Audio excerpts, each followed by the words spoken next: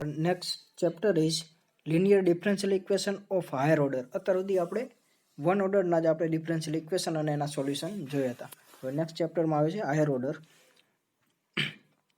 So in previously chapter we have study differential equation of first order, એટલે કે એક ઓર્ડરના આપણે ડેરિવેટિવ વાળા ડિફરન્શિયલ ઇક્વેશન જોયા હતા જે ફર્સ્ટ ડિગ્રી હતા. જે differential equation of first order and higher degree. Now in this chapter we are going to learn about differential equation of higher order. So differential equation of nth order નું differential equation કેવું હોય તો આવા પ્રકારનું હોય, જેવા nth વાર derivative આવતું હોય અને p1 p2 up to pn આ n-1 વાર ડેરિવેટિવ, આ n-2 વાર, એ રીતે. તો p1 p2 p up to pn are constant is equal to capital X આપેલો છે. જો કેપિટલ એક્સ બરાબર 0 લઈ, if we take capital x બરાબર 0, તો ઇક્વેશન કઈ રીતનું બને? અહીંયા 0 મૂકી દો, ઇક્વેશન 2 બને. તો આવા પ્રકારના ફોર્મના એક્ઝામ્પલ અને એના સોલ્યુશન આપણે આ ચેપ્ટરમાં જોઈશું. એ કેવા પ્રકારના હોય? ધારો કે આ 2 ઓર્ડરનું છે, તો 1 કરતાં વધારે ઓર્ડર છે. સો d2y/dx2 plus 3dy/dx plus 2y is equal two e⁻x plus sin 2x. તો આનું સોલ્યુશન મેળવવા માટે પહેલાં આ પ્રકારના ફોર્મનું સોલ્યુશન મેળવો, પછી આ પ્રકારના ફોર્મનું સોલ્યુશન મેળવો. તો આના ઇઝ ઇક્વલ ટુ 0 મૂકી દો પહેલાં અને આનું સોલ્યુશન ફાઇન્ડ કરો. એ જોશું આપણે વિગતવાર આગળના એક્ઝામ્પલમાં. So the linear differential equation of nth order, જે ઇક્વેશન 1 હતું આપણું, can be divided into 2 category as follow. પહેલાં p1 p2 pn કોન્સ્ટન્ટ હોય અથવા એ ફંક્શન હોય. કોન્સ્ટન્ટ મતલબ અચળ હોય અથવા એ કોઈ વેરિયેબલનું ફંક્શન હોય. સો in this chapter we will discuss about various method to solve differential equation with constant coefficients, એટલે કે p1 p2 up to pn આપણે કોન્સ્ટન્ટ વાળા એક્ઝામ્પલ જોઈશું વિગતવાર. સો પહેલો થિયરમ છે કે y1 y2 up to yn આ લિનિયરલી ઇન્ડિપેન્ડન્ટ સોલ્યુશન હોય, એટલે કે આ સોલ્યુશન જ આપેલા છે y1 y2 up to yn. કેનું? તો આ ડિફરન્શિયલ ઇક્વેશનનું nth ઓર્ડર. અને કેપિટલ એક્સ હતો એની બરાબર આપણે 0 લઈ લીધું. તો એટલે કે આપેલું છે, અહીંયા સુધી આપેલું છે. ધેન તો પ્રૂવ શું કરવાનું? c1y1 c2y2 plus up to plus cn is also solution, જ્યાં c1 c2 up to cn are constant. એટલે જો y1 y2 up to yn solution હોય આ ડિફરન્શિયલ ઇક્વેશનના કોઈ પણ, તો એને મલ્ટીપ્લાય કરો c1 y1, એટલે કોન્સ્ટન્ટ આરે મલ્ટીપ્લાય કરો સોલ્યુશન, તો પણ એ સોલ્યુશન થશે. એવું આપણે પ્રૂવ કરવાનું. તો suppose that p1 p2 up to pn are constant, એટલે કે જે આમાં p1 p2 up to pn આપેલા છે એ કોન્સ્ટન્ટ છે in equation 2. Suppose y1 y2 are only two solution of equation 2, એટલે કે ધારો કે પહેલાં બે એલિમેન્ટ લઈ, બે સોલ્યુશન લઈ y1 અને y2. ધારો કે આ જ બે સોલ્યુશન છે ઇક્વેશન 2ના. તો પ્રૂવ શું કરવું પડશે? c1 y1 અને c2 y2 સોલ્યુશન થશે એવું પ્રૂવ કરવાનું. સો y1 સોલ્યુશન હોય તો શું લખાય? y1 ઇક્વેશન 2માં પુટ કરો તો એ સેટિસ્ફાય કરે. આ ઇક્વેશનનું y1 સોલ્યુશન હોય તો yની જગ્યાએ તમે y1 પુટ કરો તો ઇઝ ઇક્વલ ટુ 0 પુટ થશે. સો yની જગ્યાએ y1 મૂકો ઇઝ ઇક્વલ ટુ 0 મળશે. એ જ રીતે y2 પણ સોલ્યુશન છે, તો yની જગ્યાએ y2 પુટ કરો અને ઇઝ ઇક્વલ ટુ 0 થશે. તો yની જગ્યાએ સિમ્પલી y2 અને y1 મૂક્યું તો ઇક્વેશન a અને b મળ્યા. તો ઇફ c1 અને c2 આર્બિટરી કોન્સ્ટન્ટ હોય તો let us verify solution equation 2. એટલે કે y બરાબર આવું પુટ કરો c1 y1 plus c2 y2. કેમાં? ઇક્વેશન 2માં. પહેલાં સ્ટેપ શું કર્યું? y1 અને y2 સોલ્યુશન હતા, તો yની જગ્યાએ y1 અને y2 મૂક્યા તો ઇક્વેશન a અને b મળ્યા.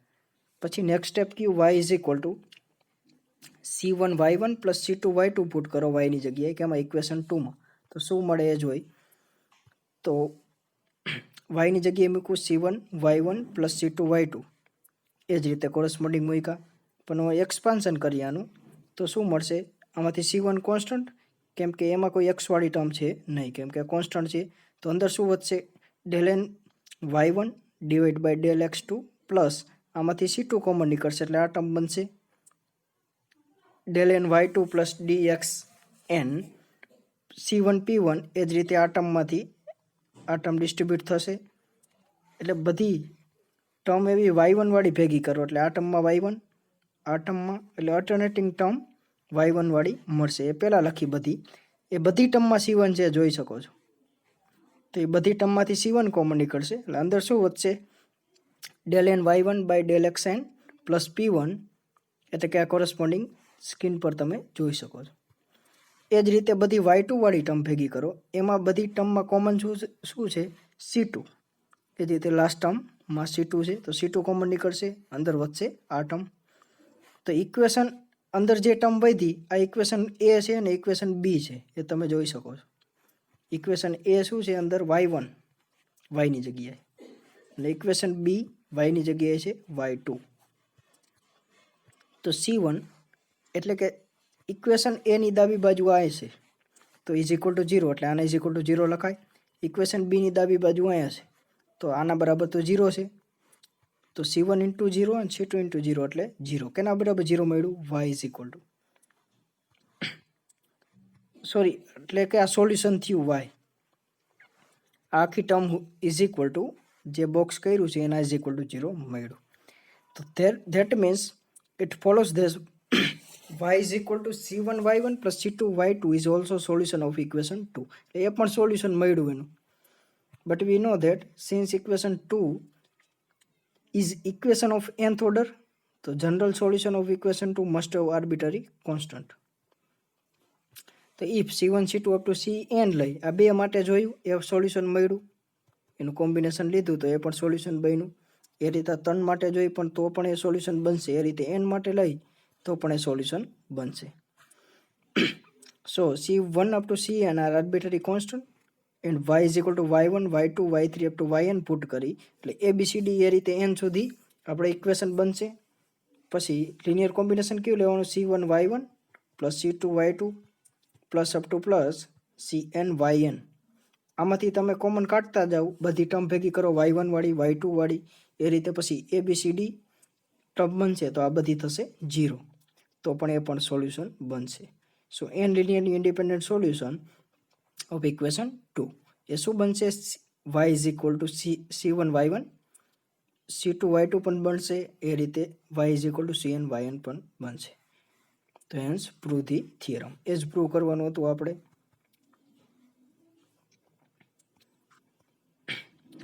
સો y is equal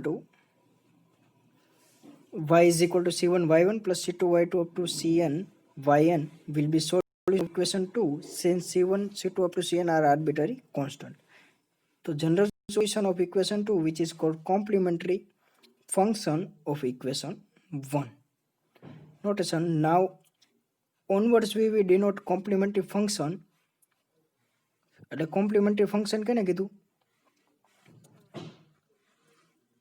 which is called complementary function. એટલે આવા પ્રકારનું ફોર્મ બન્યું એને કહેવાય કોમ્પ્લિમેન્ટરી ફંક્શન, જે આ થિયરમમાં જોયું છે. એને આપણે CF વડે દર્શાવશું હવેથી. એટલે વારંવાર કોમ્પ્લિમેન્ટરી ફંક્શન લખવું ન પડે એટલા માટે આપણે CF વડે દર્શાવશું. નેક્સ્ટ ટોપિક છે particular solution of linear differential equation.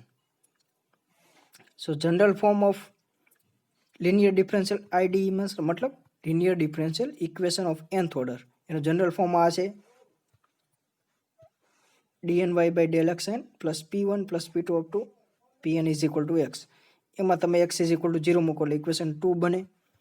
Suppose u is equal to c1 y1 plus c2 y2 up to cn yn. આ પણ સોલ્યુશન થાય, એને નામ આપ્યું u ઇઝ કોમ્પ્લિમેન્ટરી ફંક્શન, જે આગળના થિયરમમાં જોયું. એને CF વડે દર્શાવાય of the equation 1 and u will be satisfy 2. એટલે આનું સોલ્યુશન છે તો આ સેટિસ્ફાય કરે, યુ પુટ કરો તો વાયની જગ્યાએ યુ પુટ કરી દો તો પણ એ સેટિસ્ફાય કરશે, કેમ કે યુ બરાબર શું છે? આનું લિનિયર કોમ્બિનેશન એના સોલ્યુશનનું, તો એ પણ સોલ્યુશન થશે.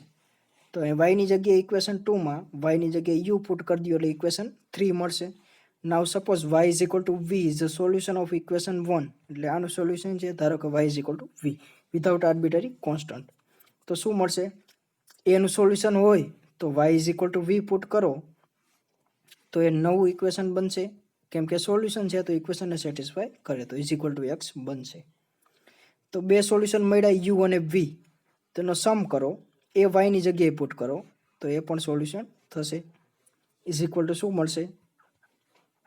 એટલે યુ વાળા પહેલાં ભેગા કરો, પછી વી વાળા ભેગા કરો, આમાં ડિસ્ટ્રીબ્યુટ થાય, સમ છે એટલે del n u by del x n plus del n v by del x n, એ રીતે બધા ભેગા કરો. પછી યુ વાળા ટર્મ ભેગા કરો, યુ વાળા અલ્ટરનેટિંગ ટર્મ આવશે, અને વી વાળા ટર્મ ભેગા કરો. આના ઇઝ ઇક્વલ ટુ શું હતું ઇક્વેશન 3 પરથી? આના ઇઝ ઇક્વલ ટુ 0 હતું, અને ઇક્વેશન 2 પરથી, અને ઇક્વેશન 4 પરથી આના ઇઝ ઇક્વલ ટુ શું હતું? એક્સ. તો શું મળશે? 0 plus x is equal to x. તો thus del n by del x n in the bracket u plus v, એટલે યુ પ્લસ વી કોનું સોલ્યુશન થયું? ઇઝ ઇક્વલ ટુ એક્સ મળ્યું, એટલે મેઇન ઇક્વેશનનું સોલ્યુશન થયું, ઇક્વેશન 1 નું સોલ્યુશન થયું યુ પ્લસ વી. જ્યાં યુ શું હતું? Linear combination y1 y2 up to yn, અને વી આપણે સોલ્યુશન હતું. એટલે પર્ટિક્યુલર સોલ્યુશન આ રીતે ફાઇન્ડ થશે. તો therefore u plus v satisfy equation 1, જે હમણાં મેં કીધું. ઓલ્સો નોટ ધેટ યુ બરાબર શું હતું? c1 y1 plus c2 y2 up to cn yn. So constant and arbitrary constant, so is called general solution. Is contain n arbitrary constant. u માં કેટલા constant છે?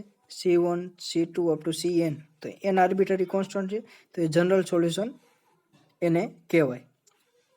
કેમ કે n ડિગ્રીનું જો differential equation હોય DE, એટલે ડિફરન્શિયલ ઇક્વેશન હોય તો n આર્બિટરી કોન્સ્ટન્ટ આવવા જોઈએ, તો એ જનરલ સોલ્યુશન કહેવાય. એવું થયું જનરલ સોલ્યુશનની ડેફિનેશન. અથવા એને કોમ્પ્લિમેન્ટરી સોલ્યુશન પણ કહેવાય, CS ઓફ ઇક્વેશન 1. કેનું? ઇક્વેશન 1 નું. સો part u is equal to c1 y1 plus c2 y2 up to cn yn is called complementary function